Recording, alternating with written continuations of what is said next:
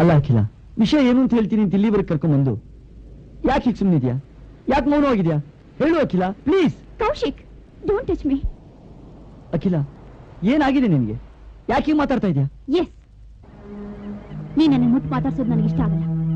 ನಾನಿಲ್ಲಿ ಬಂದಿರೋದು ನಿನ್ ಪ್ರಶ್ನೆಗಳಿಗೆ ಉತ್ತರ ಕೊಡೋಕೆ, ನಿನ್ನ ಅನುಮಾನದ ಪರಿಹಾರ ಮಾಡೋಕೆ ಅಷ್ಟೇ. ಆಯ್ತು, let me know the fact. ಏನಾಯ್ತು ಅಂತ ನಾನು ಹೇಳು. ಅವತ್ತು ನಿಮ್ ಹತ್ರ ನಮ್ಮ ತಂದೆಗೆ ಸೀರಿಯಸ್ ಅಂತ ಹೇಳಿ ಮಂಗಳೂರಲ್ಲಿರೋ ಮಿಲಿಟರಿ ಹಾಸ್ಪಿಟಲ್ಗೆ ಹೋದೆ. ಅಲ್ಲಿ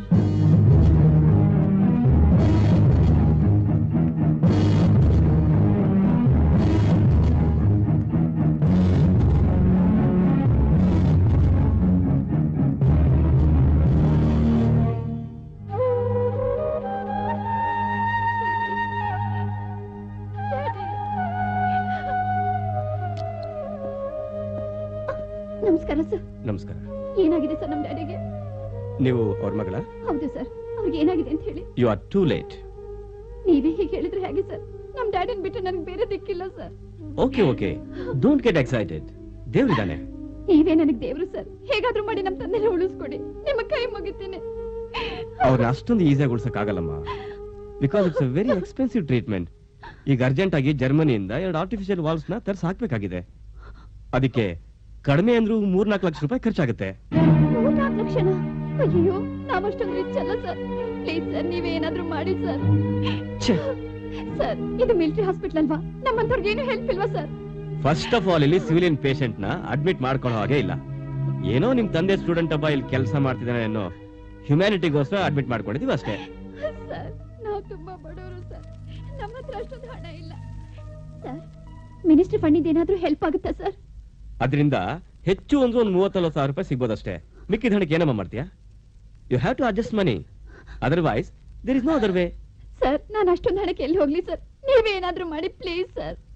ಬಿಡಮ್ಮ, ಸುಮ್ಮನೆ ಪ್ರೆಷರ್ ಹಾಕ್ಬಿಡಮ್ಮ. I am helpless. ಸರ್,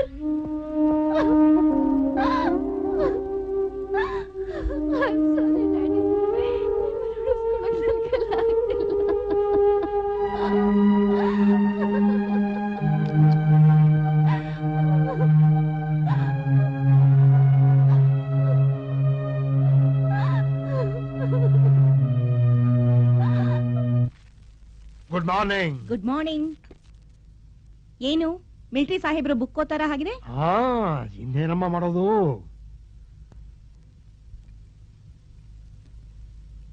ಕಾಲ್ ಕಳ್ಕೊಂಡಾಗಿದ್ದ ಕಾಲ ಕಳೆಯೋದು ಕಷ್ಟ ಆಗ್ಬಿಟ್ಟಿದೆ.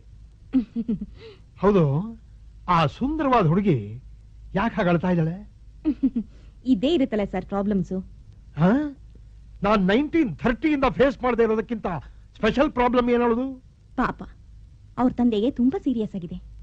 ಆಪರೇಷನ್ಗೆ 3-4 ಲಕ್ಷ ಖರ್ಚಾಗುತ್ತೆ. ಹಣ ಹೊಂದ್ಸೋಕ್ ಆಗ್ತಿಲ್ಲ, ತಂದೆನೂ ಉಳಿಸ್ಕೊಳಕ್ ಆಗ್ತಿಲ್ಲ. ಅದಕ್ಕೆ ಅಳ್ತಾ ಇದ್ದಾಳೆ ಸರ್. I C. ಅಲ್ಲ, ಇಂಥ ಸಮಯದಲ್ಲಿ ಈ ಮಾತಾಡಬಾರ್ದು, ಆದ್ರೂ ಹೇಳ್ತೀನಿ.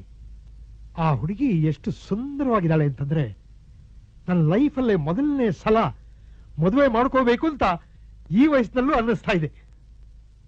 ಆ ಹುಡುಗಿ ಒಪ್ಕೊಳ್ಳೋದಾದ್ರೆ ನಾನು ಅವಳ ತಂದೆನೂ ಉಳಿಸ್ತೀನಿ, ಅಷ್ಟೇ ಅಲ್ಲ ನನ್ನ ಇಡೀ ಆಸ್ತಿಗೆ ಅವಳನ್ನ ಯಜಮಾನಿಯಾಗೂ ಮಾಡ್ತೀನಿ. ಏನಂತೀಯ? ಸರ್, ಈ ವಯಸ್ಸಿನಲ್ಲಿ ಹೀಗೆ ಮಾತಾಡಬಾರ್ದು. ಹೌದಮ್ಮ, ಈ ದೇಶದಲ್ಲಿ ನೇರವಾಗಿ ಮಾತಾಡೋದನ್ನ ಕಂಡ್ರೆ ಯಾರಿಗೂ ಆಗಲ್ಲ. ನನ್ನ ಮನಸ್ಸಲ್ಲಿರೋದನ್ನ ಫ್ರಾಂಕ್ ಆಗಿ ಹೇಳ್ಬಿಟ್ಟೆ ನೋಡು, ಅದೇ ನನ್ನ ತಪ್ಪು.